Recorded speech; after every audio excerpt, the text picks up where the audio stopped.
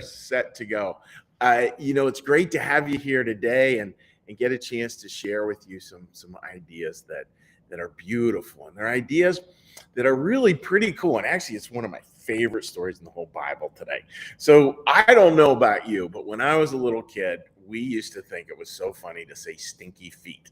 I don't know if you did that or not, but there's this beautiful picture, kids, of me and my siblings. I grew up with there were five of us, and it's a beautiful picture my mom took. We're all in a circle, and we've all got our feet pointed right up into the camera, and we're saying stinky feet. And that is a memory I have from way back when, as a little kid, as little as you are.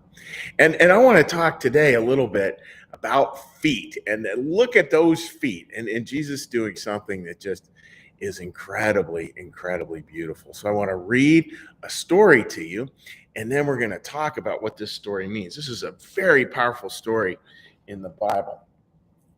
And this is where the story is. Jesus becomes a servant. This is the picture here, kids. And you can see the picture. Here's Jesus. And here he is helping people. And you're going to see feet. You're going to see what he does about feet here. So let's read the story. Jesus and the disciples, which those were the people who were following him. He had 12 people, 12 really good friends who followed him around. Their feet were dirty from walking the dusty roads, telling people about God's dream. And why were their feet dirty, kids? Why do you think? Well, their feet were dirty because at that time you didn't have socks and you didn't have long pants and shoes. You had robes and you had sandals.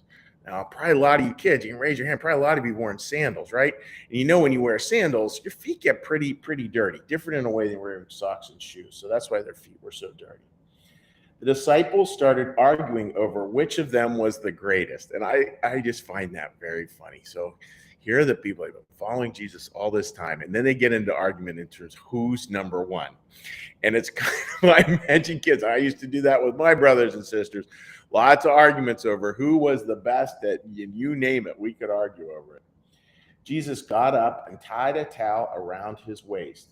He took a basin of water and began to wash the feet of his friends and to dry them on a towel. So here goes Jesus, who was the leader of these guys. And they're arguing, and Jesus kind of sits down and he picks up their feet. Maybe, kids, you can do that motion with me. He picks their feet, and then he starts to wash them. And you can do that motion. Picks up their feet and starts to wash them. Wow, that's interesting.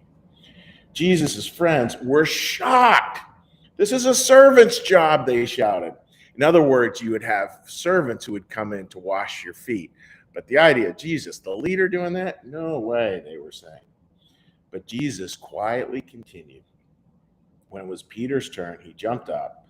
Master, you will never wash my feet, which is great. Then you cannot be my disciple, said Jesus. Lord, cried Peter, wash my feet, my hands, my head, all of me. So Peter's always pretty funny in these stories, kids. Like, he's the funny one in the story. So Peter goes from like, Lord, you can't wash my feet, because he's a little embarrassed, I think, a little embarrassed having somebody wash his feet who he thinks is higher than him. And then, of course, he flips to the complete opposite and goes like, well, just don't wash my feet, wash all of me. And it's just a funny little line. And after Jesus had finished washing their feet, he took off the towel and sat down again. And listen to this, kid. So imagine it, right? So do this motion with me. He picks up their feet and he washes them. And then he dries them off. And then he does that very quietly. This is so beautiful, so beautiful. And then Jesus sits down. And just picture it, kids. He's just washed all their feet. And here are 12 of them sitting around. Jesus gets a big smile, and this is what he said. Do you understand what I've done? You call me Lord and teacher, but I've washed your feet like a servant. You must follow my example. The leader is the servant of all. You must be servants to each other. No one is more important than anyone else. I want you to love one another the way I love you. Oh, kids, that's so good. So good. So here's this big argument, like, who's number one? I'm number one. No, I'm number one. Argue. And Jesus goes around again. Make the most with me, kids. He picks up their feet. washes them, and then he dries them with a towel. And then he says with a smile, and you always have to think, Jesus, vast majority of the time, kids, is smiling at us. He smiles and he goes, you get it? Do you get why I'm doing that? And I imagine them kind of looking like, not really. Because I wouldn't get it. And Jesus goes, because I want you to be a servant. I want you to take care of other people. I want you to learn how to love.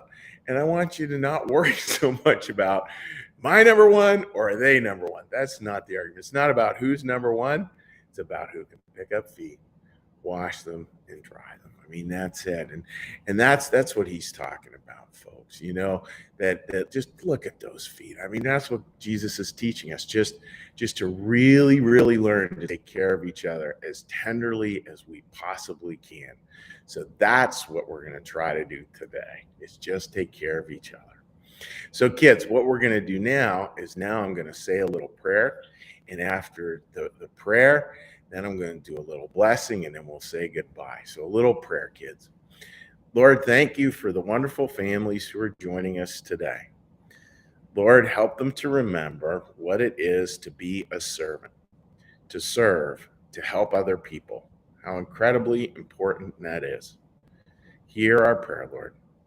Our Father, who art in the heavens, hallowed be thy name. Thy kingdom come, thy will be done, as in heaven, so upon the earth.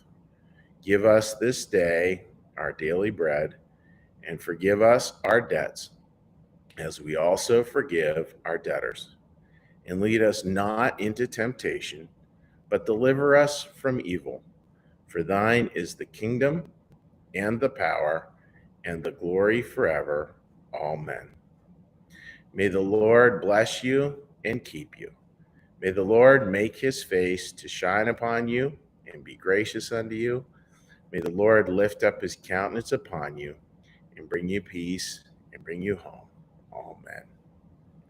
All right, kids, have a great week. And from Pastor Chuck and the rest of us here at New Church Live, we'll see you next weekend. Bye-bye.